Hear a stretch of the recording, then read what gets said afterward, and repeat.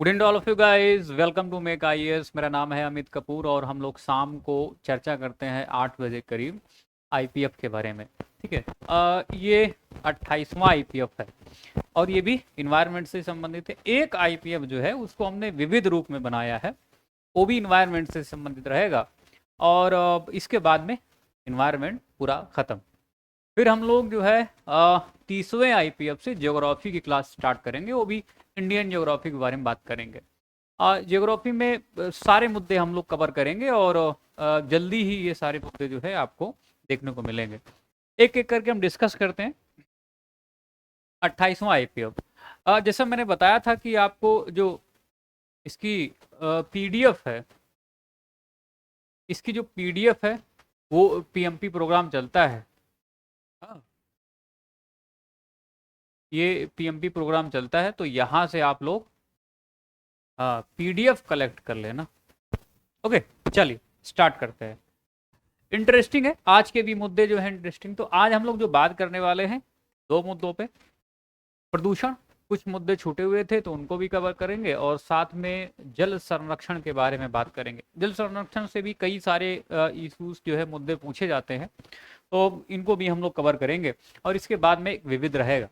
चलिए, तो पीओपीस के बारे में। अच्छा, पीओपीस और भी तमाम सारे जो प्रदूषण हैं उनके बारे में हमने बात की थी कि तमाम सारे ऐसे इंस्टीट्यूशंस हैं, तमाम सारे ऐसे संगठन हैं जो पर्यावरण को और जो पीओपीस हैं उनको कंट्रोल करने के लिए वो लगातार सम्मेलन करते रहते हैं। ठीक है, तो ये पीओपी कोई नया नहीं, इससे पहले हम लोग बात कर चुके हैं इस पे, लेकिन फिर भी थोड़ी सी चर्चा इस पे अवश्य हो जानी चाहिए। देखिए, पर्यावरण में निम्नीकरण के प्रति प्रतिरोधी कार्बनिक यौगिक, देखो प्रतिरोधी कार्बनिक यौगिकों को पॉप्स, परसिस्टेंस ऑर्गेनिक पॉल्यूटेंट अर्थात चिर स्थायी कार्बनिक प्रदूषक कहा जाता है। मतलब ये खत्म नहीं होते हैं, ये हमेशा जो है वातावरण में बने रहते हैं और लगातार जो है पर्यावरण को प्रभावित करते रहते हैं, वो भी कैसे, नकारात्मक रूप से। ओके, तो कहा यह जाता है कि इसका सबसे बड़ा दुर्गुण यह होता है कि यह काफी समय तक वायुमंडल में मौजूद रहते हैं। मानव एवं पशु ऊतकों में संचित होने की क्षमता इनमें होती है, तो ये एक बड़ा कारण बनता है। अब अगर मानव के ऊतक में या पशुओं के ऊतकों में अगर ये रह रहे हैं तो निश्चित रूप से जो है वहां हानि पहुंचाएंगे, उन ऊतकों को नष्ट करेंगे। ओके, हाँ, टिश्यूज को नष्ट करेंगे। स्थायी जैव प्रदूषकों पर स्टॉकहोम, अब ये काम की बात आ गई। ठीक है, इसमें मैं स्टार लगा दे रहा हूं जिससे आपको ध्यान रहे। तो पीओपीस के लिए स्टॉकहोम, अब समय इसके बारे में हम बात कर चुके हैं, 1972 में जो है ये लाया गया। ओके, तो स्टॉकहोम द्वारा कुछ ब्रोमीन युक्त ज्वाला मंदकों को चिरस्थायी कार्बनिक प्रदूषकों की सूची में शामिल किया गया। नैनो कण उत्सर्जित होने पर जल, मृदा और वायु को संदूषित करते हैं। पर्यावरण में खाद्य श्रृंखला में नैनो पदार्थ यदि जीवाणुओं द्वारा ग्रहण कर लिए जाते हैं तो पूरी खाद्य श्रृंखला के घटक इससे प्रभावित हुए बिना नहीं रह सकते हैं। और ध्यान रखना, ये फिर मनुष्यों में भी पहुंचते हैं और कैंसरकारी जो है, एक तरह से आप ये कह सकते हैं। जिंक ऑक्साइड, टाइटेनियम डाइऑक्साइड के नैनोकण परावैंगनी प्रकाश की उपस्थिति में मुक्त मूलक उत्पन्न करते हैं जो नुकसानदेह साबित होते हैं। सुनिए, सूक्ष्म कण वे कण हैं जो कम से कम इतने छोटे हों कि श्वास के दौरान फेफड़ों में प्रवेश कर सके। तो हमने कल बात की थी आपसे और इसका क्वेश्चन भी दिखाया था कि 5 माइक्रोन से कम, 5 माइक्रोन से कम। अब ये 2019 में क्वेश्चन पूछा गया था कि कितने माइक्रोन से कम जो है वो फेफड़े उसको जो है अंदर ले लेते हैं कण। तो ये 5 माइक्रोन से कम कण जो है ये फेफड़े अंदर इसको जो है छान नहीं पाता है। ठीक है, तो हवा में तैरते सूक्ष्म कण नासिका, ठीक है, नसल मेम्ब्रेन की बात करें, नसिका झिल्ली द्वारा रोके नहीं जा सकते हैं और इसकी वजह से आप देखेंगे सांस द्वारा ये फेफड़े में पहुंचते हैं, फिर ये रोग का कारण बनते हैं। ठीक है, तो ये ध्यान रखना आप लोग। पूछा गया है, कब पूछा गया है, 2019 में क्वेश्चन पूछा गया है प्री में, यूपी पीसीएस 2019 में। हम लोग पीसीएस की क्लास कर रहे हैं ना, हाँ पीसीएस। हो सकता है कि आपसे आरओ में पूछे। ओके, चल नेक्स्ट देखो, एस्बेस्टस फाइबर से घिरे वातावरण में ज्यादा देर रहने से एवेस्टोसिस नामक रोग हो जाता है, और ये कहा जाता है कि लंग्स से संबंधित बीमारियां इससे पैदा होती हैं, और इससे आप देखेंगे तो मीसोथेलियोमा नामक कैंसर भी हो जाता है। तो ये लंग कैंसर है। अभी हाल फिलहाल की बात है, कोई रवि प्रकाश जो है उनको लंग कैंसर हुआ था, ठीक है, लंग कैंसर उनको हुआ था, तो अभी हाल फिलहाल में ही उनकी जो है डेथ हुई है। तो ध्यान रखना, मीसोथेलियोमा नामक एक कैंसर का ये रोग जो है, एबेस्टस फाइबर ये बनता है जाके। एबेस्टस डीडीटी तथा प्लास्टिक प्रदूषण के ऐसे कारक हैं जो जैवीय रूप से अपघटित नहीं होते हैं, तथा जबकि मल जो है वो जैवीय रूप से अपघटित होता है। तो ये ध्यान रखना इससे, और ये दोनों पॉइंट आप दोनों ध्यान रखेंगे, और हो सकता है आपसे दोबारा पूछा जाए, एक बार तो पूछा गया। लालीना की बात करें, हालांकि ये ज्योग्राफी वाला मुद्दा है। लालीना में आप देखो कैसा, लालीना में होता है क्या कि हमारे यहाँ जो मानसून है ना, भारत का मानसून अच्छा खासा हो जाता है। जैसे इस बार बहुत अच्छा मानसून रहा, लानीना की स्थिति थी, ठीक है। अल्नीना उसका उल्टा होता है, अर्थात आप देखेंगे कि जो हमारे यहाँ का जो मानसून, जब लानीना आता है तो जो मानसून है हमारे यहाँ का वो उसमें घटोतरी होती है, अच्छा मानसून नहीं होता, कई जगह सूखा पड़ जाएगा। ओके, तो ये लानीना कुछ ऐसा। अब देखो क्या होता है, इसके बाद थोड़ी सी जानकारी हम लेते हैं, फिर आगे बढ़ेंगे। लानीना वे मौसमी कारक हैं जो प्रशांत महासागर में हवाओं को बर्फीला बना देती है। सरसों के बीज के अब अपमिश्रक के रूप में सामान्यता आरजी नोम के बीज का प्रयोग किया जाता है। ये क्वेश्चन एक बार पूछा गया है। Argemone, Argemone, Argemone Mexicana Mexico में पाई जाने वाली पोस्ते की एक प्रजाति है। सरसों के तेल में इसकी मिलावट से ड्रॉप्सी नामक महामारी फैल सकती है। इंसिनरेशन एक अपशिष्ट उपचार प्रक्रिया है, और जिसके तहत अपशिष्ट पदार्थों के दहन के माध्यम से में शामिल कार्बनिक तत्वों को नष्ट किया जाता है। इस प्रक्रिया हेतु इंसिनरेटर का प्रयोग किया जाता है। इंसिनरेटर कब पूछा गया है?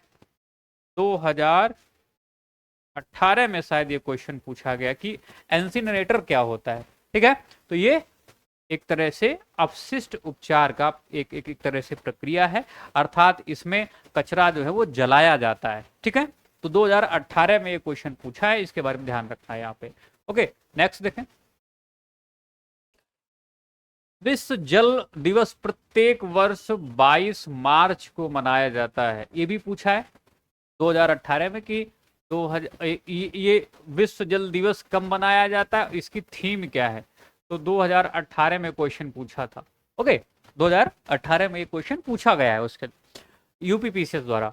वर्ष 2021 में इस दिवस का मुख्य विषय जो था वो वैल्यूइंग वाटर, मतलब एक तरह से जो जल है उसका एक तरह से उसका वैल्यू करना, उसकी कदर करना, ठीक है। हाँ, तो वैल्यूइंग वाटर 2021 में इसका जो है वो इसकी थीम है। याद होना चाहिए कि 1992 में रियो डी जेनेरियो में आयोजित संयुक्त राष्ट्र पर्यावरण एवं विकास सम्मेलन की बैठक में स्वच्छ जल हेतु एक अंतरराष्ट्रीय दिवस मनाने का निर्णय लिया गया, और 22 मार्च 1993 को पहला विश्व जल दिवस मनाया गया। तो ये आपके जहन में होना चाहिए, रिपीट करके लगातार पूछता है। अब ये दिवस जो है, ये जो दिवस है ये भी लगातार पूछता है सम्मिलित करने के लिए, मैच करने के लिए, तो वो भी आपको ध्यान में रखना पड़ेगा। तो कब मनाया जाता है? 22 मार्च को। शुरुआत कब होती है? 1993 से। याद होना चाहिए कि वर्ष 2003 में यूएन वाटर नामक एक कार्यक्रम चलाया जा रहा, और मतलब यूएन द्वारा जो है चलाया जा रहा है इसको। और आप देखेंगे कि इसमें तमाम सारे जो है मुद्दे शामिल किए जा रहे हैं। 2021 की जो है हमने थीम बात कर ली थी। ओके, 2022 से 2024 की थीम जो है उसके बारे में हम आगे बात कर लेंगे, विविध में उसको जोड़ लेंगे, ठीक है। विविध में उसको जोड़ लेंगे। तो विविध में तमाम ऐसे मुद्दे हैं जो छूटे हुए हैं, उनको हम विविध में शामिल करते हैं। चलिए, राजेंद्र सिंह, इनको ध्यान रखना, हो सकता है पूछा जाए आपसे। राजेंद्र सिंह को भारत के जल पुरुष के रूप में मान्यता प्राप्त है या काफी लोकप्रिय है। ये तरुण भारत संघ नामक एक गैर सरकारी संगठन के चेयरमैन हैं। 2001 में इनको कहा जाता है कि रेमन मैग्सेसे पुरस्कार और 2015 में स्टॉकहोम वाटर प्राइज इनको दिया गया है। आजादी का अमृत महोत्सव 2021 के अंग के रूप में जल शक्ति मंत्रालय द्वारा सुजलाम अभियान भी शुभारंभ किया गया।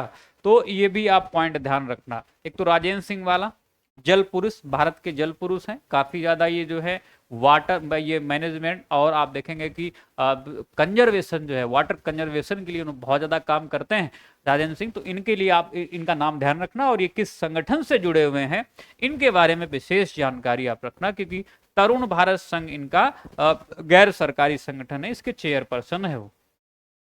नेक्स्ट देखें, जल को कई विधियों से जीवाणु रहित किया जा सकता है। आप जानते हैं आरओ द्वारा, रिवर्स ऑस्मोसिस द्वारा जो है, और भी कई सारे हैं यहाँ पे। देखिए क्वेश्चन कई बार पूछा गया है। देखिए एक तो ताप तथा अन्य भौतिक कारक द्वारा, परावैंगनी किरणें और रेडियोधर्मी आयन के द्वारा, रसायनों द्वारा ऑक्सीकरण करके जैसे ओजोन, आयोडीन और क्लोरीन, इनको मिला के किया जा सकता है। तो अब ये क्वेश्चन आपसे पूछा गया है तो इसको आप लोग अपने जहन में रखना, थोड़ा सा दिमाग में रखना कि हाँ कैसे कैसे साफ किया जाता। तो आयोडीन, ओजोन और क्लोरीन द्वारा इसको साफ किया जाता है। तो तमाम सारी ऐसे रासायनिक यौगिक भी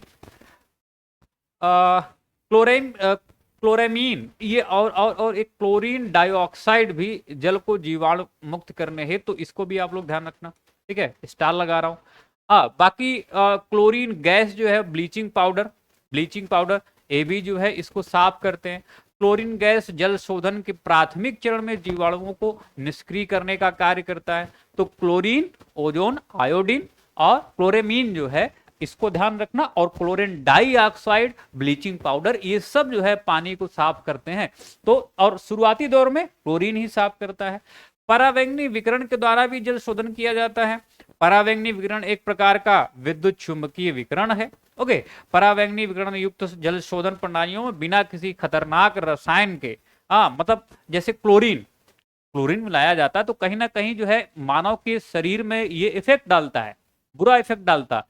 लेकिन कहा यह जाता है कि अगर परावैंगनी विकिरण द्वारा जो है इससे साफ किया जा रहा है पानी, तो खतरनाक रसायन जैसे क्लोरीन के प्रयोग से जल को कीटाणु मुक्त किया जा सकता है। और यूवी किरणों अर्थात परावैंगनी किरणों के द्वारा अगर देखें तो इसमें स्वाद, महक और रंग में कोई परिवर्तन नहीं होता है। ठीक है, लेकिन क्लोरीन मिलाएंगे तो निश्चित तौर पर थोड़ा बहुत जो है स्वाद में आप बदलाव देखेंगे पानी के। चलिए, अच्छा ये देखो कोलकाता के में एक जगह है जो पेयजल में संख्या आर्सेनिक, ठीक है, जैसे हमने बताया था, कल बात की थी कि वेस्ट बंगाल जो है संख्या अर्थात आर्सेनिक जल वहां पे सबसे ज्यादा मिलता है। तो आर्सेनिक प्रदूषण जो है वो वेस्ट बंगाल में सबसे ज्यादा है। ओके, तो ये समझ में आ गया, वेस्ट बंगाल जो है वो सबसे ज्यादा प्रभावित। एक ये क्वेश्चन पूछा गया है, मुझे लग रहा है कि 2019 में क्वेश्चन पूछा गया है या 18 में, एक बार मैं आपको दिखा दूंगा कि ये बताओ राष्ट्रीय कार्य जलवायु परिवर्तन पर राष्ट्रीय कार्य योजना इसको किस वर्ष या किस तारीख को, ओके, तो ये तारीखें आपको ध्यान रखनी पड़ेंगी, कब किस तारीख को लाया गया या कौन से वर्ष लाया गया है, तो इसको ध्यान रखना। और अपने जहन में कि ये 30 जून 2008 में इसको लाया गया और कहा गया कि ये राष्ट्रीय जल मिशन इसी कार्य योजना का एक भाग होगा और यह मिशन एकीकृत जल संसाधन प्रबंधन को सुनिश्चित करने में सहायता करता है। ठीक है, और भी तमाम सारे काम करता है, इसको ध्यान रखना। रिपीट कर सकता है 2008 30 जून। ओके, इसके बाद में एक दो और हैं, जैसे जल प्रदूषण निवारण तथा नियंत्रण अधिनियम वर्ष 1976 में इसको अधिनियमित किया गया और 1988 में इसको संशोधित किया गया। ओके, एक और है इसी में Water Prevention and Control of Pollution Cess Act, ये वर्ष 1977 में लाया गया है और आरंभ में कहा जाता है कि यह अधिनियम तत्कालीन जम्मू कश्मीर राज्य में लागू नहीं हुआ था। वर्तमान में जब अब देखेंगे कि ये वर्तमान में पूरे भारत में ये लागू है, पूरे भारत में। ओके, चलिए और भी कुछ मुद्दे। हाँ, ये देखिए देखिए ये हालांकि क्वेश्चन नहीं पूछा गया है, लेकिन जो मरुस्थलीय पौधे होते हैं उनकी पत्तियां इतनी चिकनी होती हैं, और उनमें पत्तियों की जगह कई बार देखेंगे कांटे होते हैं, उनकी जड़ें जो है पानी की खोज में बहुत नीचे चली जाती हैं। तो उसके बारे में बताया गया, एक बार आप लोग देख लेना। ऐसा क्यों होता है कि उनकी पत्तियां जो है उनमें मोम टाइप का होता है, चिकनी होती हैं, पत्तियां छोटी होती हैं, और उन कई बार आप देखेंगे पेड़ों में पत्तियां नहीं होती हैं, केवल कांटे ही होते हैं। ओके, हाँ, तो ये इस वजह से है कि भाई वे अपने जो जल है, जल संरक्षण, हाँ, पेड़ जो है रेगिस्तानी जो पेड़ होते हैं, जो मरुस्थलीय पेड़ होते हैं, ठीक है, वो जल संरक्षण को ध्यान में रखते हुए कहा जाता है वहां पे ऐसे पेड़ उगते हैं या लगाए जाते हैं। ठीक है, कहाँ पे? मरुस्थल जहां पे ज्यादा है, तो वहां पे ऐसे जल संरक्षण कर लेते हैं वो। ओके, तो अब देखो इसमें वही सब दिया गया, एक बार आप लोग पढ़ लेना। जैसे देखें, रेगिस्तानी पौधों में पौधों की पत्तियां पतली, मोमी उपत्वचा तथा रेजिन सतह वाली होती हैं, और कहा जाता है कि कई जगह आप देखेंगे पत्तियां कांटों में बदल जाती हैं, जो रंध्र पत्ती के नीचे की सतह पर बहुत अंदर की ओर चले जाते हैं ताकि जल हानि ना हो सके, अर्थात ये जल संरक्षण की बात करते हैं। और इसी वजह से आप देखेंगे कहा जाता है कि जब कांटेदार सतह होगी तो वाष्पोत्सर्जन जो है वो बहुत ही कम से कम होगा, वाष्पोत्सर्जन जो है बहुत ही कम से कम होगा, और इस वजह से आप, इसी वजह से तो रेगिस्तान में या मरुस्थल में पेड़ जिंदा रह पाएंगे। हाँ, तो ये जल संरक्षण करते हैं, और इसी वजह से कांटेदार आपको जो है पेड़ रेगिस्तान में देखने को मिलते हैं। एक मुद्दा और है, बहुत इंपॉर्टेंट है, इससे लगातार क्वेश्चन पूछे गए, और वो भी सुमेलित करने के लिए। ओके, ये सुमेलित करने के लिए, या ये पूछता है कौन सा एक सही नहीं है, ऐसे आपको दे देगा और उसमें बोलेगा तो कौन सा एक सही सही नहीं है, ऐसे आपसे पूछेगा। तो एक बार देखें, हम यहाँ पे झीलों के बारे में बात कर रहे हैं, तमाम सारी ऐसी झीलें हैं जो पूछी गई हैं और भी आगे एग्जाम में पूछी जाएंगी, तो एक एक करके बात करते हैं। केंद्रीय पर्यावरण एवं वन जलवायु परिवर्तन मंत्रालय जून 2001 में केंद्र प्रायोजित योजना के रूप में राष्ट्रीय झील संरक्षण योजना की शुरुआत करता है। नोट डाउन करेंगे, अपने जहन में रखेंगे कि राष्ट्रीय झील संरक्षण योजना ये कब स्टार्ट की जाती है, तो ये 2001 में। ओके, फरवरी 2013 में राष्ट्रीय झील संरक्षण परियोजना और राष्ट्रीय नम भूमि संरक्षण कार्यक्रम को समन्वित कर एक नई जलीय पारिस्थितिक तंत्र संरक्षण योजना को आर्थिक मामलों के मंत्रालय जो समिति है उसके द्वारा स्वीकृति दी जाती है। अब यहां पे आप देखेंगे कहा यह जाता है कि राष्ट्रीय झील संरक्षण परियोजना के अंतर्गत मार्च 2021 तक की अद्यतन स्थिति के अनुसार निम्न झीलें जो हैं ये शामिल की गई हैं इसमें, कि भाई इनका बचाव कार्य हमें करना चाहिए। अब इनका संरक्षण कैसे किया जा रहा है तो वो तो ठीक है, लेकिन वो कौन कौन सी झीलें हैं ये आपको निश्चित तौर पर पता होना चाहिए। एक एक करके हम डिस्कस कर, जैसे डल झील, इसका संरक्षण की बात कही गई है, ये कहां पे है? श्रीनगर है, जम्मू कश्मीर। चन्ना पटना झील ये हासन कर्नाटक में है, और बेलांदूर झील ये बेंगलोर कर्नाटक में है। अब यहाँ पे तीन झीलें हैं, जैसे एमपी की बात करें, इनको तीन झीलें जो है एमपी की शामिल की गई, जिसमें सागर, रानी तालाब, शिवपुरी झील है, ये एमपी में है।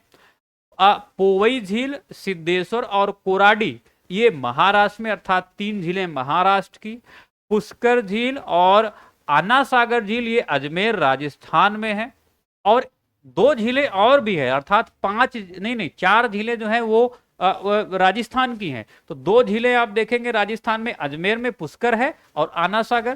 दूसरा पिछोला झील और फतेह सागर झील ये उदयपुर में है, और इसके बाद में और भी है, देखिए एक और झील है नक्की झील, ये माउंट आबू में है और ये राजस्थान में। अब राजस्थान की इतनी झीलें, अर्थात ये 5 झीलें क्यों शामिल की गई? क्योंकि आप जानते हैं कि राजस्थान जो है वो आप मरुस्थल वाला एरिया है काफी ज्यादा, और वहां पे अगर ये झीलें नहीं बचाई गई तो निश्चित तौर पर जैविक मरुस्थल ये झीलें बन जाएंगी। इस वजह से सरकार ने इतनी ज्यादा संख्या में राजस्थान की झीलों को शामिल किया है इसमें। इनके नाम ध्यान रखना, पुष्कर, आना सागर, पिछोला, फतेह सागर और नक्की। ऊटी और कोडई कनाल, ये दोनों झीलें तमिलनाडु की हैं। भीमताल, खुरपाताल, नैनीताल और नैकुचियाताल ये उत्तराखंड में, अर्थात 4 झीलें उत्तराखंड की हैं। मानसी गंगा झील गोवर्धन मथुरा, रामगढ़ ताल गोरखपुर और लक्ष्मी ताल झांसी। ये खास ध्यान रखना, उत्तर प्रदेश का अगर आप एग्जाम देने जा रहे हैं तो आपके जहन में ये एकदम से बैठी होनी चाहिए। कौन कौन सी, फिर से दोहरा रहा हूं, एक तो गोवर्धन मथुरा में है, नाम है इसका मानसी गंगा झील। दूसरी गोरखपुर में है रामगढ़ ताल झील, और एक झांसी में है लक्ष्मी ताल झील। इनको ये जो राष्ट्रीय झील संरक्षण परियोजना है इसमें शामिल किया गया है, इनका संरक्षण किया जाएगा। इसके बाद में और भी कुछ झीलें हैं।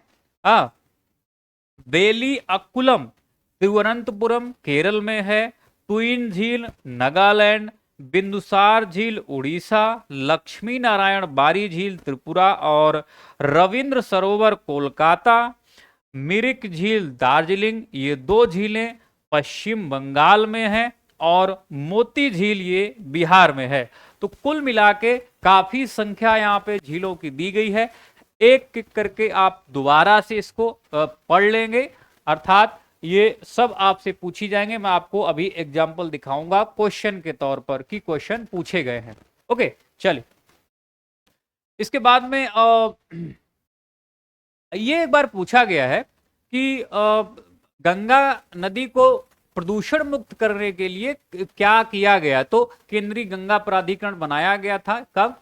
1985 में, और वर्तमान में इसे राष्ट्रीय नदी संरक्षण प्राधिकरण के नाम से जाना जाता है। और ध्यान रखना, इसके जो अध्यक्ष होते हैं इस प्राधिकरण के, वो प्रधानमंत्री जी होते हैं। ओके, चलिए, तो ये क्वेश्चन पूछा गया था कि केंद्रीय गंगा प्राधिकरण जो है ये गंगा को साफ करने के लिए या प्रदूषण मुक्त करने के लिए या यहां से अलगाव हटाने के लिए वो सब किया गया। तो ध्यान रखना, ये प्राधिकरण लाया गया, ये गंगा को प्रदूषण मुक्त करने के लिए था। प्रदूषण मुक्त करने के लिए था, इसकी सफाई करने के लिए नहीं था। ये क्वेश्चन एक बार पूछा गया है, ठीक है, तो आप एक बार इसको देख लेना। चलिए नेक्स्ट देखें।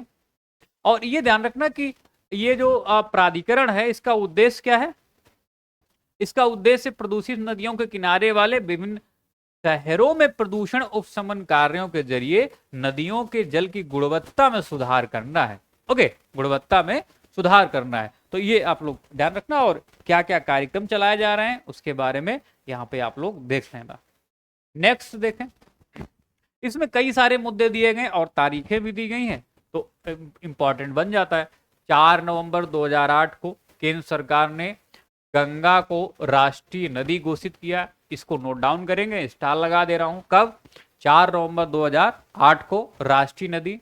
उल्लेखनीय है क्या इसमें कि स्वच्छ गंगा के लिए 20 फरवरी 2019 को तत्कालीन प्रधानमंत्री मनमोहन सिंह की अध्यक्षता में राष्ट्रीय गंगा नदी तलहटिया बेसिन प्राधिकरण का गठन किया गया, और 22 जुलाई 2016 को गंगा नदी के गाद को हटाने के लिए गाइडलाइन बनाने हेतु एक समिति का गठन किया गया। उनका नाम ध्यान रखना, माधव चिताले की अध्यक्षता में। नाम भी अच्छा है, आप याद भी कर सकते हैं। माधव चिताले की अध्यक्षता में 2008 को गंगा नदी से गाद हटाने के लिए गाइडलाइन और पर्यावरण संरक्षण नियम 1986 के तहत, ध्यान रखना, राष्ट्रीय गंगा नदी बेसिन प्राधिकरण का गठन 2009 में हुआ है। तो ये जो राष्ट्रीय गंगा नदी बेसिन प्राधिकरण का गठन जब मनमोहन सिंह जी की अध्यक्षता में किया गया, तो वो कौन सा जो है अधिनियम, किस अधिनियम के तहत? तो वो ध्यान रखना आप लोग, पर्यावरण संरक्षण अधिनियम 1986 के तहत इसका गठन किया गया है। और ये भी कहा गया कि इसमें कौन कौन शामिल होंगे, तो वो सदस्य इसमें शामिल होंगे जिन राज्यों से गंगा नदी बहती है उनके मुख्यमंत्री जो है वो इसमें शामिल होंगे। ओके, चलिए, तो ये अब इसके बाद में एक और यहाँ पे देखें, प्राधिकरण का लक्ष्य क्या है कि 2020 तक गंगा को उसमें प्रवाहित होने वाले औद्योगिक अपशिष्ट व अशोधित सीवेज जल से मुक्ति दिलाना है। अब देखो, ऐसा हो तो पाया नहीं, क्योंकि सरकार बनाती है और सरकार ही आप देखेंगे औद्योगिक नियम बनाती है, और भाई सरकार अगर नहीं चाहेगी और तमाम सारे लोग नहीं चाहेंगे जो सरकार में बैठे हैं, तो गंगा नदी गंदी थोड़ी हो पाएगी होएगी। ओके, अगर वो चाह लें तो गंदी नहीं हो पाएगी। अब क्या है, गंदे होने के लिए वहां के आसपास उद्योग भी खुलवाते हैं और फिर इसके बाद में ये ऐसी योजनाएं बनाते हैं, लेकिन फिर भी ठीक है। चलो नेक्स्ट देखें।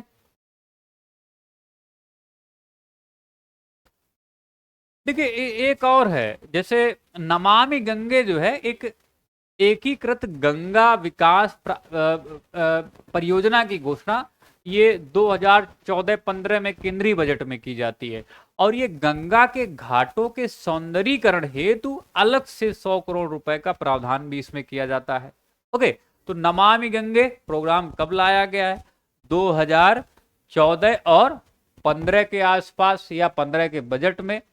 सौंदर्यीकरण में आप देखेंगे केदारनाथ है, हरिद्वार है, कानपुर है, इलाहाबाद है, वर्तमान का प्रयागराज, वाराणसी और पटना के घाटों को कराया जाएगा।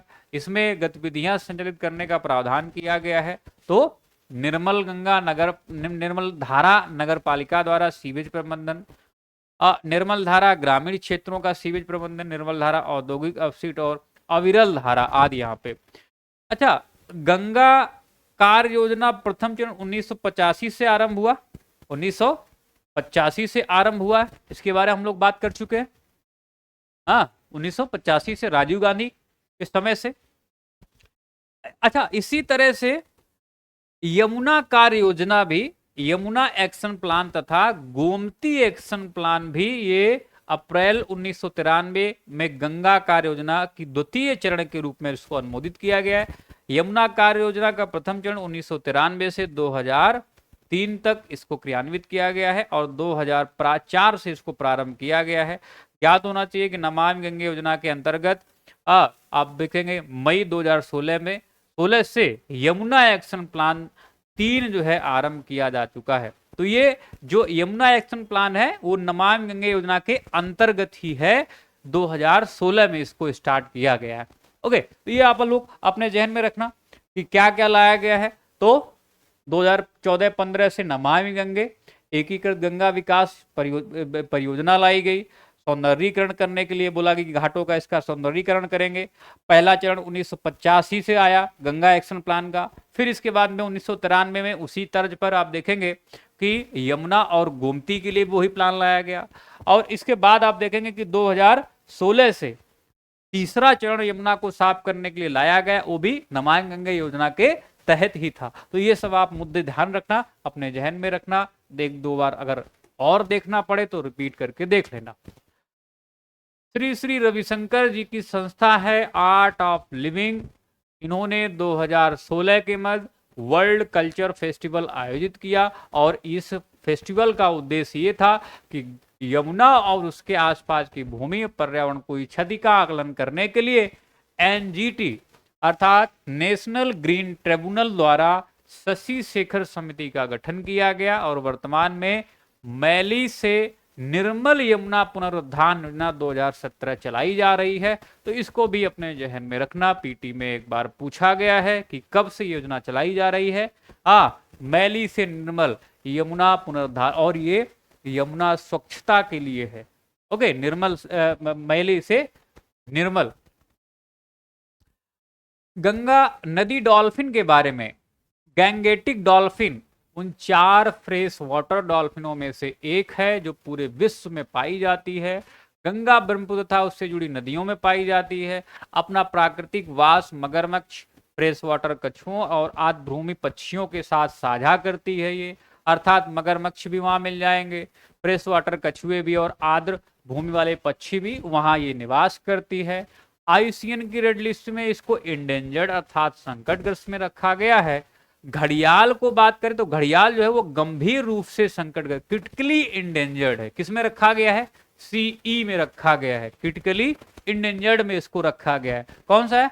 घड़ियाल की अगर बात कर रहे हैं, मगर नहीं, मगरमच्छ अलग है, घड़ियाल अलग है। ओके, हाँ, तो इसको मगरमच्छ को अति संवेदनशील या नाजुक अर्थात वल्नरेबल में रखा गया है। किसमें? वल्नरेबल में इसको रखा गया है। तो ये जो मगरमच्छ है उसको अति संवेदनशील में, घड़ियाल जो है वो गंभीर रूप से लुप्तप्राय क्रिटिकली इंडेंजर श्रेणी में रखा गया है। और ध्यान रखना क्यों? क्योंकि इनकी संख्या में तेजी से गिरावट दर्ज की जा रही है। कई डॉल्फिन संयोग से मछली पकड़ने वाले जाल में फंस जाती हैं, इसकी वजह से दिक्कत होती है। इसे बाई कैच बोलते हैं। क्या बोलते हैं? By catch. अच्छा, गंगा नदी डॉल्फिन का वैज्ञानिक नाम क्या है? प्लास्टेनिस्टा गैंगेटिका। हाँ, तो इसका नाम, और ये एक स्तनधारी है, मैमल है। 1997 में गंगा नदी डॉल्फिन संरक्षण कार्यक्रम चलाया गया था। सन 2019 को माफी चाहूंगा 2009 को केंद्र सरकार ने डॉल्फिन को भारत का राष्ट्रीय जलीय जीव घोषित किया है। तो ये ध्यान रखना, पीटी में आपसे पूछा गया है, रिपीट भी करेगा, रिपीट भी करेगा एक बार। ओके, कब से स्टार्ट किया गया? राष्ट्रीय जलीय जीव कब घोषित किया गया है इसको? तो 5 अक्टूबर 2009। चलिए, एजेंडा 21 सतत विकास के संदर्भ में संयुक्त राष्ट्र की गैरबद्ध स्वैच्छिक कार्य योजना है। इसका उद्देश्य क्या है? पूछा गया एक बार। उद्देश्य यह है कि 21वीं सदी में विश्व पर्यावरण को संरक्षित करना। अब वो विश्व पर्यावरण कैसे संरक्षित होगा? हर एक तरह से उसमें बोला गया कि वनों का संरक्षण, जल का संरक्षण, अब इसके बाद में जो है जो ग्रीन हाउस गैसें हैं, जलवायु परिवर्तन ना होने पाए, तापमान ना बढ़ने पाए, जैव विविधता का संरक्षण, ये सब कुछ इसमें ऐड किया गया। तो ओवरऑल 21वीं सदी में विश्व पर्यावरण को संरक्षित करना, और ये कार्य योजना वर्ष 1992 में ब्राजील के रियो डी जेनेरो में संपन्न हुई, जैसा हम बता चुके हैं आपको। पर्यावरण एवं विकास पर संयुक्त राष्ट्र सम्मेलन, इसके दौरान इसको सृजित किया गया। रासायनिक आयुध निषेध संगठन, Organisation for Prohibition of Chemical Weapons, रासायनिक आयुध अभिसमय की कार्यान्वयन संस्था है, अर्थात एक तरह से इम्प्लीमेंटिंग बॉडी है, और इसे 1997 से लागू किया गया। तो रासायनिक हथियार आप कह सकते हैं, जो वेपन है, उन पे निषेध करने की बात कही गई, तो 1997 से इसको लागू किया गया। और इसका जो मुख्यालय है इस संगठन का, इसका कहाँ मुख्यालय है? द हेग, नीदरलैंड में है। इस समय ओपीसीडब्ल्यू में 193 सदस्य हैं। विश्व को रासायनिक हथियारों से मुक्त करने हेतु प्रतिबद्ध है ये, और ये नए शस्त्रों के प्रादुर्भाव को रोकने के लिए रासायनिक उद्योग का अन्वेषण भी करता है। यह राज्य अर्थात पार्टियों को रासायनिक आयुध के खतरे के विरुद्ध सहायता और संरक्षण भी देता है, और इसको 2013 में शांति का नोबेल पुरस्कार भी दिया गया। तो ये सब जानकारी आप अपने जहन में, दिमाग में रखना, क्योंकि ये 1-2 बार पूछा गया है। और स्टार लगा रहा हूं, संभावना प्रबल है कि इस बार भी आरओ या फिर यूपीपीसीएस 2024 में पूछा जा सकता है। नेक्स्ट देखें, एग मार्क। आप ये कह सकते हैं रिकॉर्ड है इसका। एग मार्क क्या है? लगातार पूछा है, 22-21 तमाम बार पूछा है। एग मार्क क्या है? तो एग मार्क देखें, egg mark act, agriculture produce grading and marketing act वैधानिक रूप से 1937 में अस्तित्व में आया। भारतीय मानक ब्यूरो भारत का राष्ट्रीय मानक संस्थान है। ओके, तो एग मार्क इसके लिए जो तमाम सारे एग्रीकल्चरल प्रोड्यूस जो होते हैं, उत्पाद जो होते हैं, उनकी ग्रेडिंग करने के लिए है एग मार्क। ओके, हाँ, बीआईएस हमने बता दिया आपको, राष्ट्रीय मानक संस्थान है। औद्योगिक विकास, उपभोक्ता संरक्षण और दैनिक जीवन के मानकों के निर्धारण की संगठित प्रक्रिया जनवरी 1947 में भारतीय मानक संस्था इंडियन स्टैंडर्ड्स इंस्टीट्यूशन ISI की स्थापना के साथ शुरू हुई। BIS 1 अप्रैल 1987 को, संसदीय अधिनियम 1986 के द्वारा अस्तित्व में आया। इसको मैं स्टार लगा रहा हूं, पूछा जा सकता है कि कब ये अस्तित्व में आया, तो 87 में 1986 के एक्ट के द्वारा ये आप कह सकते हैं एक तरह से वैधानिक संस्था बनती है। और उद्देश्य इसका क्या है? इसका उद्देश्य है वस्तुओं का मानकीकरण करना, स्टैंडर्डाइज करना, चिन्हीकरण करना उनको, और उन्हें गुणवत्ता प्रमाण पत्र देना, और इन कार्यों के संबद्ध या इन कार्यों से संबद्ध तथा अनुषंगी मामलों से संबंधित गतिविधियों का सामंजस्यपूर्ण निराकरण करना या विकास करना। ISI का निशान भारतीय मानक ब्यूरो द्वारा प्रदान किया जाता है और यह एक मानक चिन्ह है। एग मार्क भारत सरकार के विपणन एवं निरीक्षण निदेशालय द्वारा जारी गुणवत्ता प्रमाणन चिन्ह है। विपणन और निरीक्षण निदेशालय खाद्य पदार्थों का श्रेणीकरण एवं चिन्हांकन करता है, और इस विभाग की स्थापना, जो आप ये निदेशालय की बात कर रहे हैं, विपणन और निरीक्षण निदेशालय की बात कर रहे हैं, ये 1935 में कृषि तथा किसान कल्याण मंत्रालय भारत सरकार के तहत कृषि सहयोग तथा किसान कल्याण विभाग के संलग्न कार्यालय के रूप में कार्य करता है। और यही जो है एग मार्क मतलब एक तरह से गुणवत्ता प्रमाण पत्र या चिन्ह जो है वो जारी करता है। तो इस निदेशालय, इसकी स्थापना कब हुई है? 1997 में। किस मंत्रालय के अंडर है, और ये कौन सा प्रमाण चिन्ह देता है, जिसको कई बार एग्जाम में पूछा गया है, ये अपने दिमाग में रखना। ओके, चलिए नेक्स्ट देखें। ये एक दो बार और पूछा गया, स्टार लगा दे रहा हूं, पूछा जाएगा फिर से। दक्षिण गंगोत्री अंटार्कटिक में भारत का पहला अनुसंधान, ठीक है, कब इसकी स्थापना हुई है? 1983-84। दूसरा अनुसंधान मैत्री, इसकी स्थापना 88-89 में। और तीसरा अंटार्कटिक में ही तीसरा भारती, ये 2012 में इसकी स्थापना की गई है। ठीक है, भारती, इसकी स्थापना 2012 में की है। तो अब ये आपसे पूछा जा सकता है 83-84 में दक्षिण गंगोत्री, और फिर इसके बाद में 88-89 में मैत्री, और 2012 में भारती। पोषण का राष्ट्रीय संस्थान ये कहां पे है? हैदराबाद में। भारत का वन्य जीव संस्थान ये देहरादून में। आयुर्वेद का राष्ट्रीय संस्थान जयपुर में, आयुर्वेद जयपुर में।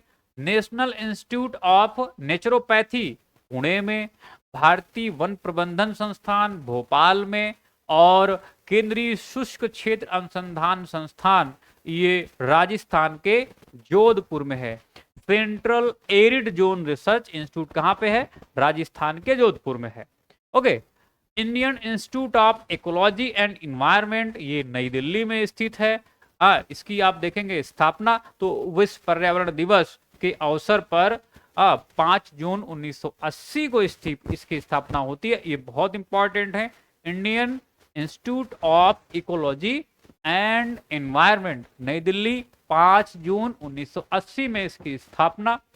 पर्यावरण सूचना प्रणाली का जनसंख्या एवं पर्यावरण केंद्र IIPS international institute for population and science Mumbai में स्थित है। तो इसको भी आप लोग ध्यान रखना।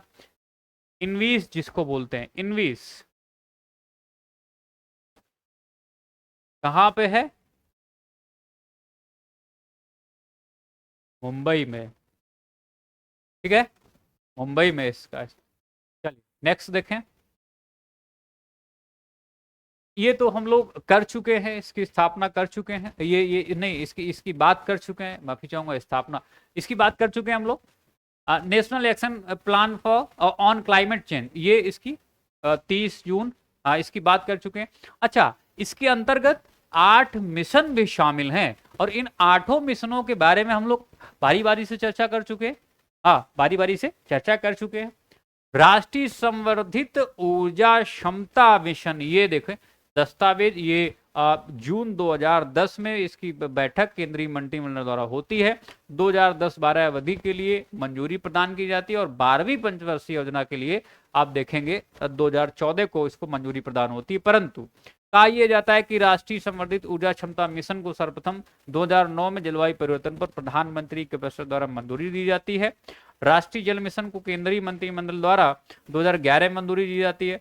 और राष्ट्रीय हिमालयी पारिस्थितिकी संपोषण मिशन की बात करें तो ये के एक्शन प्लान को केंद्रीय मंत्रिमंडल द्वारा 2014 में मंजूरी दी जाती है। राष्ट्रीय सतत कृषि की बात करें तो इसको आप देखेंगे 2010 में। तो ये जो national action plan on climate change है जो 2008 में आया, इसमें जो 8 के 8 हैं इनको कब मंजूरी दी गई है, जो 8 इसमें मिशन दिए गए उनको कब मंजूरी दी गई है, वो सब चर्चाएं की गई हैं। एक बार आप लोग इसको देख लेना। हालांकि क्वेश्चन यहां से नहीं पूछा गया और मुश्किल ही पूछे। 17वां फैक्ट देखें। केंद्रीय पर्यावरण वन एवं जलवायु परिवर्तन मंत्रालय द्वारा वर्ष 1987 में इंदिरा गांधी पर्यावरण पुरस्कार पर्यावरण के क्षेत्र में सार्थक योगदान देने वाले संगठनों एवं व्यक्तियों को प्रदान किया जाता है। हरित क्रांति में विशेष योगदान देने के कारण नॉर्मन बोरलॉग के नाम से कृषि क्षेत्र में बोरलॉग पुरस्कार दिया जाता है। अंतरराष्ट्रीय स्तर पर हरित क्रांति के जन्मदाता या जनक आप देखेंगे तो नॉर्मन ई बोरलॉग हैं। और कहा यह जाता है कि 1970 में नोबेल शांति पुरस्कार से इनको सम्मानित किया गया है। कब? 1970 में नोबेल का शांति पुरस्कार। हालांकि है तो ये कृषि वैज्ञानिक, लेकिन नोबेल का शांति पुरस्कार इस वजह से क्योंकि उन्होंने कृषि के क्षेत्र में योगदान दिया और उससे जो है जो लोग भूखों से मर रहे थे वो भूख जो है कम हुई। और कहा जाता है कि शांति के लिए एक तरह से योगदान दिया, लोग क्या है शांति रख सके। तो इस वजह से शांति का नोबेल का शांति पुरस्कार 2018 में ये क्वेश्चन पूछा गया था कि कृषि के लिए या उनके जो उन्होंने हाई यील्डिंग वैरायटी सीड्स बनाए उसके लिए या शांति के लिए नोबेल दिया गया। तो ध्यान रखना ये शांति के लिए इनको नोबेल दिया गया था। तो नॉर्मन ई बोरलॉग ने उन्नत कृषि द्वारा हाई यील्डिंग वैरायटी जो सीड्स होते हैं या कृषि के द्वारा भुखमरी या भुखमरी होना चाहिए भुखमरी के विरुद्ध लड़ाई है तो विश्व खाद्य पुरस्कार द वर्ल्ड फूड प्राइज शुरू किया था। ध्यान रखना।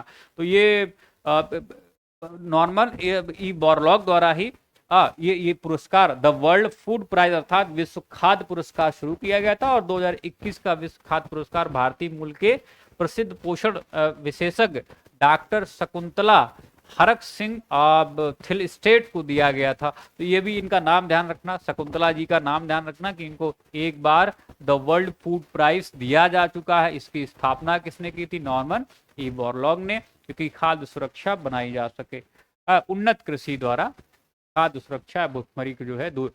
टायलर पुरस्कार ये पर्यावरण सुरक्षा एवं पारिस्थितिकी क्षेत्र में उल्लेखनीय योगदान के लिए दिया जाता है और इस पुरस्कार को पर्यावरण के क्षेत्र का नोबेल कहा जाता है। तो इसको भी आप स्टार लगाएंगे, ठीक है। द वर्ल्ड फूड प्राइज जो पुरस्कार है उसको ध्यान रखना खाद्य के लिए, या आप कह सकते हैं कि पर्यावरण के क्षेत्र नहीं, पर्यावरण क्षेत्र के लिए जो है नोबेल पुरस्कार नहीं, तो इनका नाम ध्यान रखना। ये टायलर पुरस्कार, ठीक है, टायलर, इसको पर्यावरण के क्षेत्र का नोबेल पुरस्कार 2015 में देखेंगे तो माधव गाडगिल ये भारतीय पर्यावरणविद हैं और ऑरेगन स्टेट विश्वविद्यालय की जेन लूबचेंको को लॉस एंजलिस में कैलिफोर्निया अमेरिका में इसको प्रदान किया गया। 2016 का कैम्ब्रिज विश्वविद्यालय के पार्थ दास गुप्ता जी को, और 2017 में जो टायलर पुरस्कार है मैक्सिको के पारिस्थितिकी विज्ञानी प्रोफेसर जॉस शाहरुख खान करमेश को दिया गया है। और ये आपसे पूछा जाएगा, हो सकता मैचिंग करने के लिए पूछ दे, 2018 के टायलर पुरस्कार अमेरिका के दो वैज्ञानिकों जेम्स जे मैकार्टी और पॉल पॉलकोविस्की इनको दिया गया है। और राजीव गांधी पर्यावरण पुरस्कार भी दिया जाता है, तो ये पर्यावरण मंत्रालय की तरफ से दिया जाता है। ये स्वच्छ प्रौद्योगिकी और विकास के क्षेत्र में कार्य करने के लिए दिया जाता है कि कोई ऐसा इंस्टीट्यूट, कोई ऐसे लोग जो हैं जो इनका संस्था है वो ऐसा काम कर रही जिससे स्वच्छ प्रौद्योगिकी और उसका विकास हो सके, तो उसके लिए राजीव गांधी पर्यावरण पुरस्कार ये केंद्रीय पर्यावरण मंत्रालय द्वारा दिया जाता है। नेक्स्ट देखें, ग्लोबल 500, हाँ ग्लोबल 500 पुरस्कार ये 1987 में यूनेप द्वारा, यूनाइटेड नेशन इन्वायरमेंट प्रोग्राम द्वारा ये स्थापित किया गया था। और कहा यह जाता है कि ये जो है पर्यावरण उपलब्धियों के लिए व्यक्तियों तथा संगठनों को वर्ष 2003 तक प्रदान किया गया। 2003 में भारत के डॉक्टर बिंदेश्वर पाठक सुलभ इंटरनेशनल के संस्थापक को दिया गया। इसके बाद में 2005 में इन द्वारा चैंपियन ऑफ द अर्थ नामक पुरस्कार दिया जाने लगा। तो शुरुआत में 1987 से 2003 तक ग्लोबल 500 ये पर्यावरण के क्षेत्र में उपलब्धियां उल्लेखनीय योगदान देने वाले व्यक्तियों और संगठनों को दिया गया। फिर बाद में नाम चेंज कर दिया, हालांकि पुरस्कार वैसे ही है, लेकिन नाम 2005 से चेंज करके इसको चैंपियन ऑफ द अर्थ नामक पुरस्कार इसका नाम रखा गया। और आज का अंतिम फैक्ट बहुत इंपॉर्टेंट है, मैं इसमें बीएमआई लिख दे रहा हूं, भयंकर मोस्ट इंपॉर्टेंट। देखो कई बार पूछा गया, विश्व पर्यावरण दिवस 5 जून, विश्व वानिकी दिवस 21 मार्च, ठीक है, विश्व पर्यावास दिवस अक्टूबर का प्रथम सोमवार, विश्व ओजोन दिवस 16 सितंबर, पृथ्वी दिवस 22 अप्रैल, इसके बाद में विश्व शौचालय दिवस ये 19 नवंबर, विश्व जल दिवस हम पढ़ चुके हैं अभी 22 मार्च को, विश्व तंबाकू निरोध दिवस ये 31 मई को, विश्व वन्य जीव दिवस ये 3 मार्च को, ओके 3 मार्च को, ओके। तो ये तमाम सारे हमने वन्य जीव दिवस कब मनाया जाता है, 3 मार्च को, तो ये हमने कर लिए हैं। इसके बाद में अभी हम लोग क्या करने वाले हैं, क्वेश्चन, एक बार क्वेश्चन की झलक कि कैसे क्वेश्चन पूछे जाते हैं उसके बारे में बातचीत करते हैं, फिर इसके बाद में इसको फिनिश करेंगे, ओके चलिए।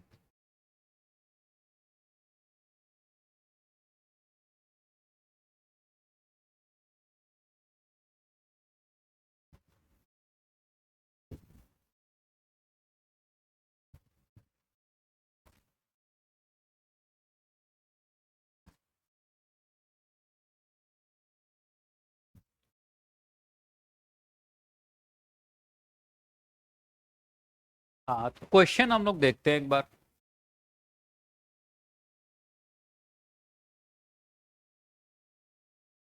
क्वेश्चन देखते हैं।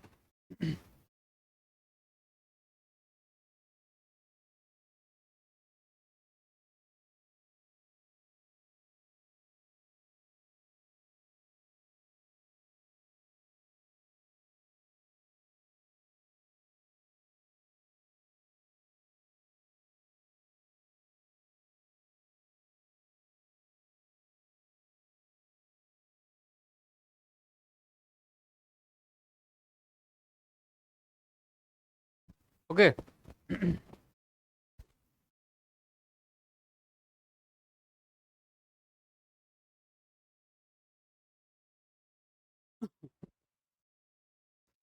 हमने यहाँ तक बात की थी, हमने यहाँ तक बात की थी। इसके बाद में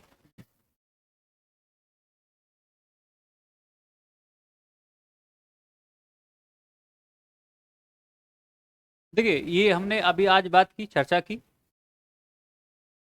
इंसिनरेटर्स का प्रयोग ये निम्नलिखित में से किसके लिए किया जाता है, कूड़ा कचरा को जलाने के लिए, ठीक है, इसकी हमने आज बात की। ये 2019 में क्वेश्चन पूछा गया था। देखिए इसमें क्या क्या है कि पहला अम्ल वर्षा सल्फर, तो ये मुझे लग रहा होगा, हाँ यही होगा, डी का पहला कर लो, ठीक है, हीमोग्लोबिन, तो ये कार्बन, सी का, हाँ ये सही है, सी सही है इसमें।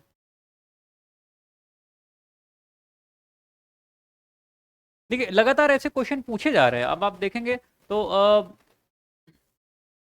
और भी क्वेश्चन पूछे गए, जैसे इसमें पीसीएस जल संरक्षण के बारे में देखें, क्वेश्चन पूछा गया है, विश्व जल संरक्षण दिवस कब मनाया जाता है, तो 22 मार्च को मनाया जाता है, ओके 22 मार्च को मनाया जाता है। हाँ तो इसको ध्यान रखो, कब पूछा है, प्री 2021 2011 में क्वेश्चन पूछा है। आरओ यारो 2016 में क्वेश्चन पूछा प्री में, जैविक संसाधन नहीं है, तो कौन सा नहीं है, शुद्ध जल जो है जैविक संसाधन नहीं है, कोयला है, पेट्रोलियम है, मछली है, ये सब क्या है जैविक संसाधन है, ये सब जैविक संसाधन है। ये देखिए क्वेश्चन पूछा गया एमपीपीसीएस में, ये मैंने पढ़ाया आपको कि जल पुरुष के नाम से किसको, तो ये राजेंद्र सिंह। ओके, हाँ जल पुरुष। और इनका तरुण भारत संघ, तरुण भारत संघ इनका क्या है, एक संगठन भी है जिसके माध्यम से इसके चेयरमैन है, ये काम करते हैं इसके माध्यम। पीने के पानी को शुद्ध करने के लिए निम्नलिखित गैसों में से किसे प्रयोग में लाया जाता है, तो वो कोई और नहीं क्लोरीन है। हालांकि आयोडीन और ओजोन भी है, लेकिन और ब्लीचिंग पाउडर भी है, लेकिन क्लोरीन जो है, अब इसमें रिपीट किया होगा कई जगह क्वेश्चन, आप देखें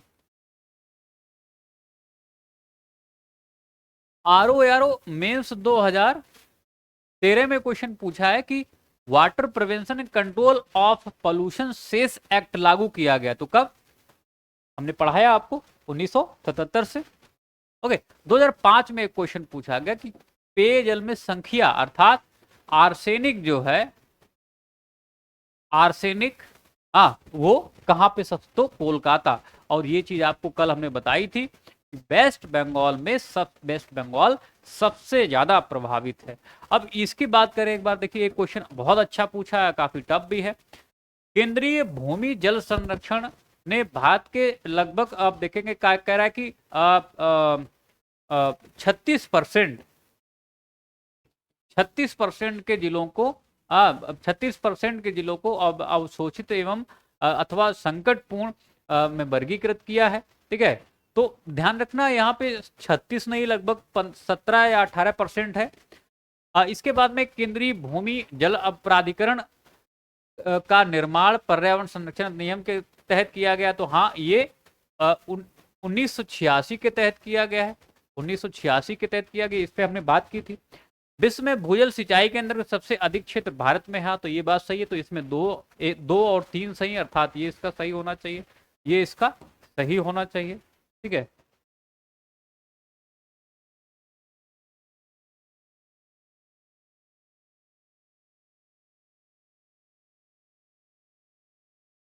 निम्नलिखित में से कौन जल को जीवाणु मुक्त करने हेतु प्रयुक्त होता है, तो ध्यान रखना सारे के सारे इसमें होते हैं, क्लोरामीन, ऑक्सीजन और क्लोरीन डाइऑक्साइड।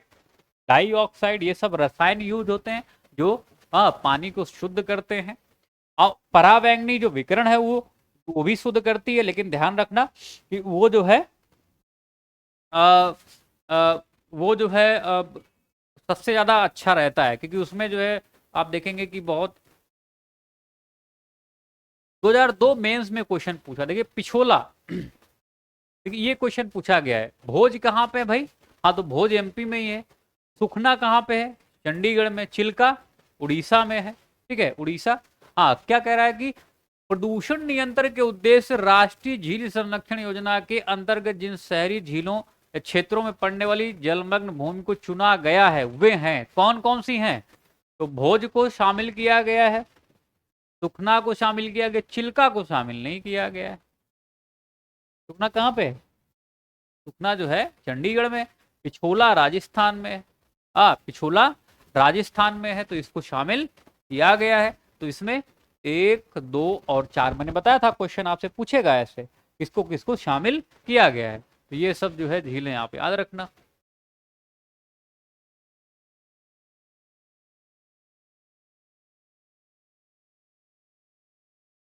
दो 2010 में एक क्वेश्चन पूछा गया प्री में कि किसको हाल ही में राष्ट्रीय झील संरक्षण योजना के अंतर्गत सम्मिलित किया गया है, तो भीमताल झील।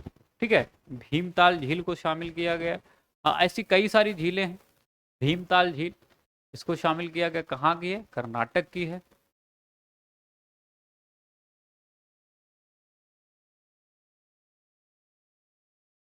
अब यहाँ से तमाम सारे क्वेश्चन यूपीपीसीएस में पूछे गए। किस वर्ष भारत सरकार द्वारा केंद्रीय गंगा प्राधिकरण का गठन किया गया, तो 1985 में राजीव गांधी जी के काल में इसकी शुरुआत की जाती है, तत्कालीन प्रधानमंत्री। राष्ट्रीय गंगा नदी बेसिन प्राधिकरण का गठन कब किया गया, तो हमने बताया था आपको कि जो है इसको 2009 में इसको ये लक्ष्य इसका गठन किया गया है 2009 में। फिर से देखिए ये रिपीट किया गया 2017 में, कहाँ पे, झारखंड में, तो 2009 है। एमपी में भी पूछा गया है कि भाई केंद्रीय गंगा प्राधिकरण तो 85 में है। फिर इसके बाद में और भी जगह आप देखेंगे कई जगह पूछा गया है। ईवीपी से 2016 में क्वेश्चन पूछा गया कि यमुना एक्शन प्लान औपचारिक रूप से कब प्रारंभ हुआ, तो ये 1993 से स्टार्ट हुआ था। और ये 1993 से स्टार्ट होता है। फिर इसके बाद में तीसरा चरण जो है, दूसरा चरण इसका 2004 में, और तीसरा चरण जो है, दूसरा चरण कब इसका, 2004 में, और ये सेकेंड चरण है, और थर्ड जो है वो 2016 में। और ध्यान रखना ये जो 16 में है वो भी नमामि गंगे योजना परियोजना या योजना के तहत ही इसको इसके भाग के रूप में इसको शामिल किया गया है। और देखें, विविध में थोड़ा सा आज बात करते हैं, फिर आगे चलेंगे। एजेंडा 21 की सही परिभाषा है, 2013 में क्वेश्चन पूछा कि 21वीं सदी में विश्व पर्यावरण संरक्षण की बात करता है। 2014 प्री में पूछा गया एजेंडा 21 किस क्षेत्र से संबंधित है, तो ये सतत विकास से। ओके, 2014 प्री में पूछा गया एजेंडा 21 में कितने समझौते थे, तो 4 समझौते किए गए थे। ठीक है, 4 समझौते किए गए थे। इसके बाद में और भी क्वेश्चन है। 2009 में क्वेश्चन पूछा गया कि एगमार्क एक्ट जो है, एगमार्क एक्ट भारत में कब लागू किया गया था, तो ये 1937 में। 1937 में।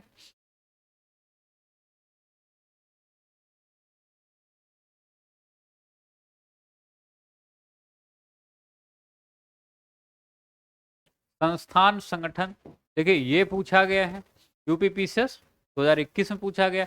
अंटार्कटिका में भारत का स्थायी और उसके द्वारा परिचालित अनुसंधान स्टेशन है, तो कौन कौन से, इस समय भारतीय और मैत्री काम कर रहे हैं, लेकिन दक्षिण गंगोत्री पहला है, ये इस समय काम नहीं कर रहा है। ओके, देखिए यहाँ पे भी पूछा गया है, बिहार पीसीएस में पूछा गया कि तृतीय शोध केंद्र कौन सा है, तो वो कौन सा था, भारती था। 2012 में इसकी स्थापना की गई है, 2012 में इसकी स्थापना की गई है।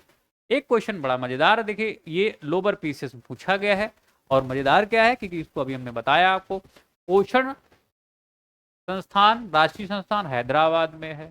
ठीक है, वन्य जीव देहरादून में है, आयुर्वेद कहाँ पे है, जयपुर में है, नेचुरोपैथी पुणे में है। तो ये कौन सा सही है इसका, 1 2 3 4, डी सही है, 4 3 2 1।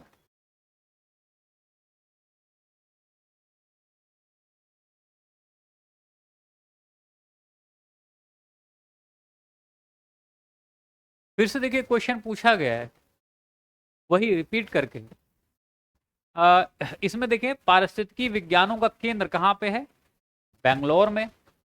भारतीय वन प्राणी संस्थान देहरादून में है। भारतीय वन प्रबंधन संस्थान कहाँ पे, कोलकाता में, नहीं ये भोपाल में है। कब पूछा गया, 2012 प्री में।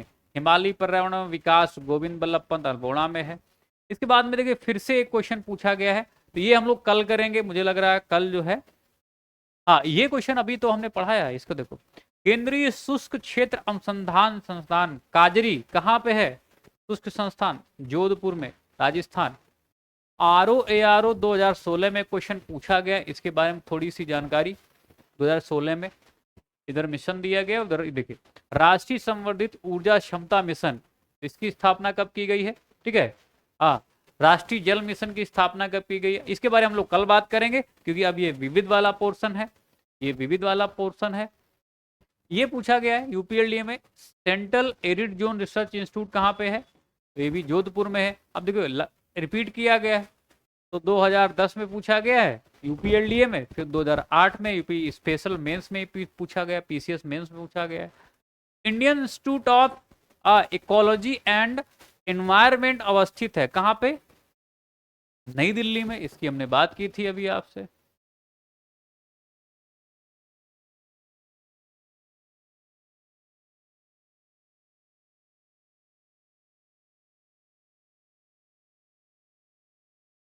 इसमें देखिए तारीखें जो है गड़बड़ है।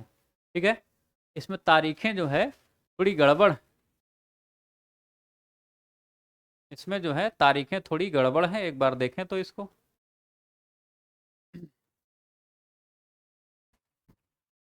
राष्ट्रीय संवर्धित ऊर्जा इसका ये जो क्या बोलते हैं जो मिशन है, ये कब आया था? 2000 अ,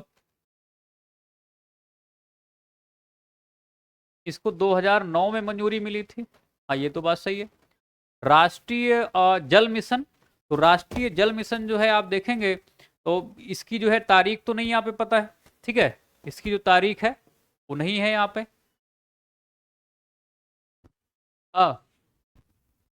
2011 में है।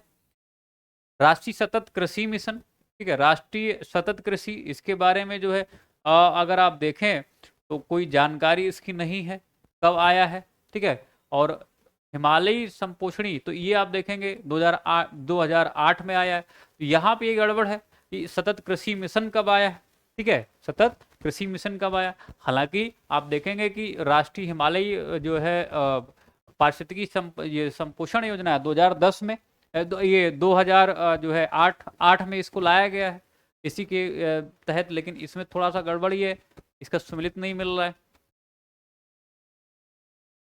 हाँ, 2010 में तो लाया गया, लेकिन 2014 में इसको लागू किया गया है, ठीक है, इसको 2014 में लागू किया, ये ठीक है, 2009 में है। जल मिशन 2011 में है। सतत कृषि मिशन जो है, ठीक है, सतत कृषि मिशन, ये थोड़ा गड़बड़ है। सतत कृषि मिशन जो है ये थोड़ा गड़बड़ है, क्योंकि सतत कृषि मिशन जो है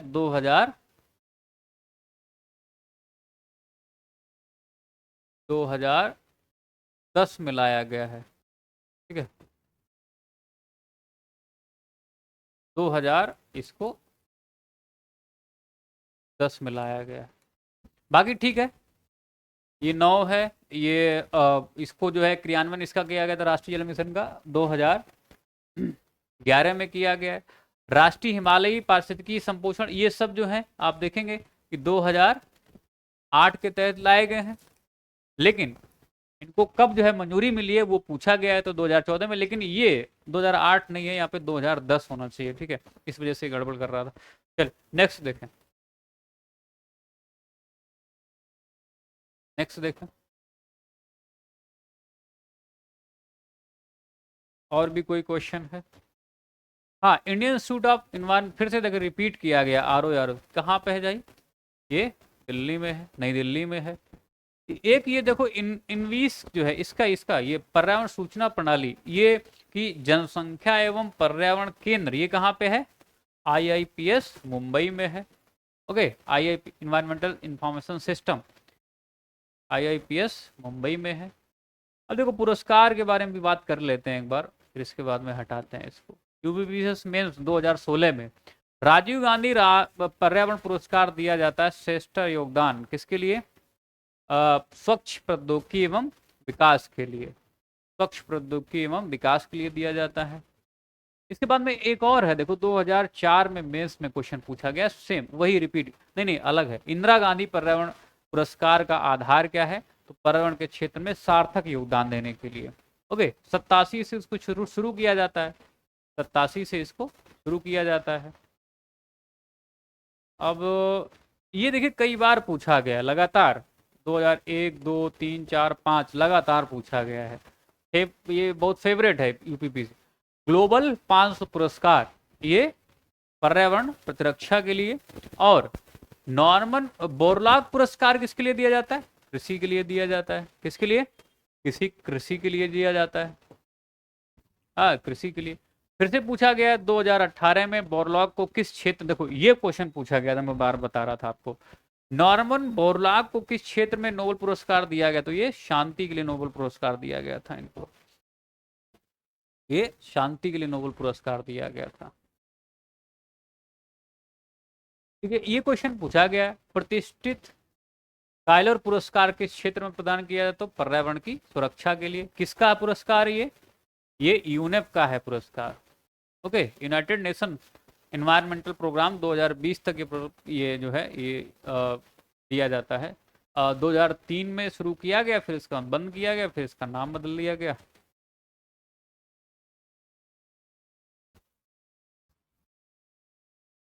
ये देखिए 2019 में फिर से क्वेश्चन पूछा गया है, वैश्विक 500 पुरस्कार किसके लिए है? पर्यावरण संरक्षण के लिए। और 2019 प्री में पूछा गया है, और यहाँ पे तो आप देखेंगे लगातार इसको पूछा गया है, ये ग्लोबल 500। ओके, तो ये कई बार जो है क्वेश्चन ऐसे लगातार पूछे जाते हैं, पर ध्यान रखना। और बाकी तो क्वेश्चन, हाँ ये देखिए, चैंपियन ऑफ द अर्थ पुरस्कार 2018 ये किसको मिला है? नरेंद्र मोदी साहब को मिला। तो ये ध्यान रखना 2018 में मिला हुआ था, ऐसे कई सारे। चलिए अब जो है तिथियां और इनके बारे में जानकारी हम बाद में आपसे डिस्कस करें। पर्यावास दिवस कब मनाया जाता है? विश्व पर्यावास दिवस तो ये देखो, पर्यावास दिवस जो है आप देखना कि अक्टूबर में मनाया जाता है, ठीक है, अक्टूबर में। हाँ, तो अक्टूबर मनाया जाता है। तो ये हमने बात की थी अक्टूबर के प्रथम सोमवार को। अब जो प्रथम सोमवार अक्टूबर जो पड़ेगा, उसी समय जो है विश्व पर्यावरण दिवस मनाया जाएगा। ये देखिए 2008 में क्वेश्चन पूछा कि विश्व तंबाकू निरोध दिवस कब? तो ये कब? हाँ, मई 31 मई को 2015 में क्वेश्चन पूछा गया है। 19 नवंबर निम्नलिखित में से किस दिवस के रूप में मनाया जाता है? तो विश्व शौचालय दिवस के बारे में मनाया जाता है। विश्व शौचालय दिवस है। विश्व पर्यावरण दिवस देखिए ये 5 जून है। वानिकी दिवस की बात करें तो ये 21 मार्च को। पर्यावरण दिवस देखें तो अक्टूबर में मनाया गया होगा। कब, कौन से, शायद 4 या 10 को मनाया गया। ओजोन दिवस यहाँ मनाया गया। तो इसका सही कौन सा होना चाहिए? तो एक ये ठीक है। हाँ, चलिए, ऐसे क्वेश्चन आपसे लगातार पूछे जा रहे हैं, आप अपने दिमाग में सारी चीजें रखना। थीम भी पूछी गई। थीम जो है हम नई जब लाएंगे, जब हम नए कुछ क्वेश्चन कराएंगे, तब थीम जो है आपको बताएंगे, ठीक है। नई थीम जो है तब आपको हम बताएंगे। ये देखिए 2017 में पूछा गया प्री में। विश्व पर्यावरण दिवस तो 5 जून, पृथ्वी दिवस 22 अप्रैल, तंबाकू ये 31 मई। देखिए यही गलत था यहाँ पे, बाकी तो ठीक है। ऐसे देखो क्वेश्चन पूछे जा सकते हैं कि आपसे दे दिया जाएगा ABCD, या फिर या आप एक मैचिंग करने के लिए टेबल दे दी जाएगी, वहां से क्वेश्चन पूछे जा सकते हैं। चलिए, तो ये कल जो हम लोग बात करने वाले हैं, तमाम सारे तथ्य दिए गए हैं, इनके बारे में हम लोग कल बात करेंगे विविध में। तो कल ये अंतिम फैक्ट होगा। तो कल जो है 29वां IPF करेंगे, और लास्ट IPF रहेगा। इसमें कुछ मुद्दे शामिल हैं, बहुत इंपॉर्टेंट है। इसको देखते रहिए लगातार, थोड़ा सा स्पीड करके देख लेना, लेकिन हाँ देखना जरूरी है, क्योंकि सारे क्वेश्चन हमने बता दिए हैं और सब कुछ चीज़ें बता दी। Thanks to all of you, take care, bye bye, good night to all of you guys.